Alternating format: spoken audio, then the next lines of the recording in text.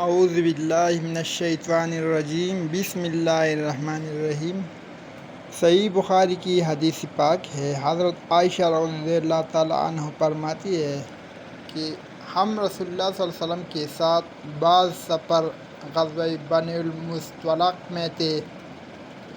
جب ہم مقام بیضاء یا ذات الجیش پر پہنچے تو میرا ایک ہار کھو گیا۔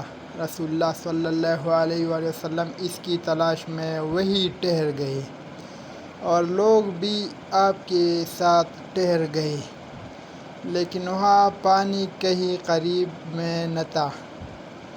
لوگ حضرت ابوبکر صدیق رضی اللہ تعالیٰ عنہ کے پاس آئے اور کہا، حضرت عائشہ رضی اللہ تعالیٰ عنہا نے کیا کام کیا کہ رسول اللہ صلی اللہ علیہ وآلہ وسلم اور تمام لوگوں کو ٹھہرا دیا ہے، اور پانی بھی کہیں قریب میں نہیں ہے اور نہ لوگوں ہی کے ساتھ ہے۔ پھر ابوبکر صدیق رضی اللہ تعالیٰ عنہ تشریف لائے۔ رسول اللہ صلی اللہ علیہ وآلہ وسلم اپنا سر مبارک میری ران پر رکھے ہوئے سو رہے تھے۔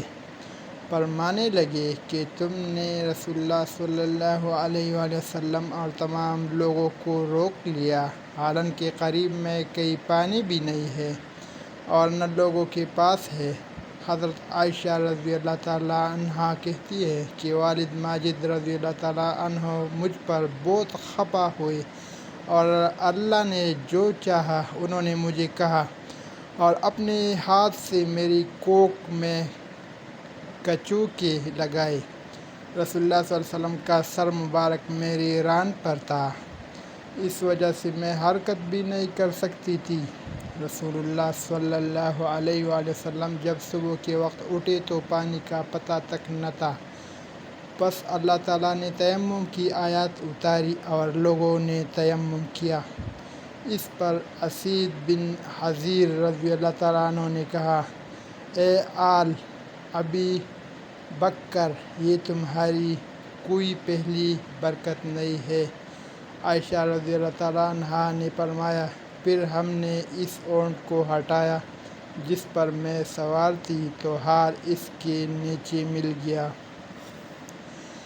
حدیث پاک مزید سننے کے لیے ویڈیو کو سبسکرائب کریں۔ شکریہ۔